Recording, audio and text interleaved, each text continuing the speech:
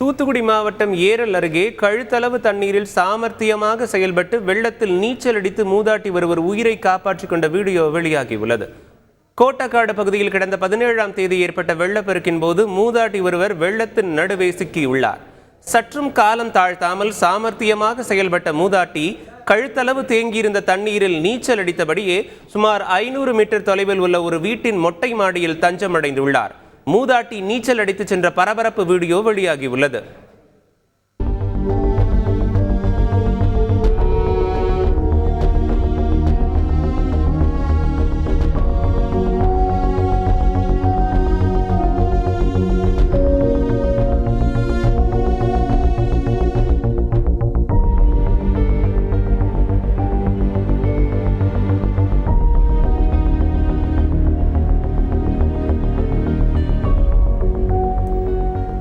நெல்லை வண்ணாரப்பேட்டையில் பாதாள சாக்கடை குழாய் வெள்ளத்தில் சேதமடைந்த நிலையில் கழிவுநீர் தாமிரபரணி ஆற்றில் கலப்பதாக பொதுமக்கள் புகார் தெரிவித்துள்ளனர்.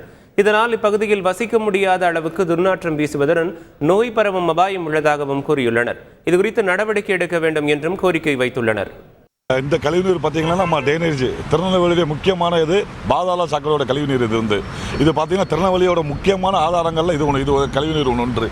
இது பார்த்தீங்கன்னா கிட்டத்தட்ட ஒரு நாளைக்கு 15 மணி நேரம் 16 மணி நேரம் திறந்து விட்றாங்க. இந்த தண்ணி ஃபுல்லாக அந்த ஆற்றுல கலக்குது. இது போக கரையோர மக்களுக்குள்ள பக்கத்தில் வீடுகள்லாம் இருக்குது. நோய் பரவ அபாயமும் அதிகமாக இருக்குது. ஆற்றுல இதுக்காக நிறைய கிராமங்கள் நிறைய ஏரியா இருக்குது. பூராமே எல்லா மக்களும் பாதிக்கப்படுவாங்க. இதே மாதிரி கண்ணு தெரியாமல் எவ்வளோ சாக்கடை தெரிஞ்சு இது ஒரு வாரமாக 4-5 நாளாகவே தண்ணியில் சேர்ந்துக்கிட்டே இருக்குது.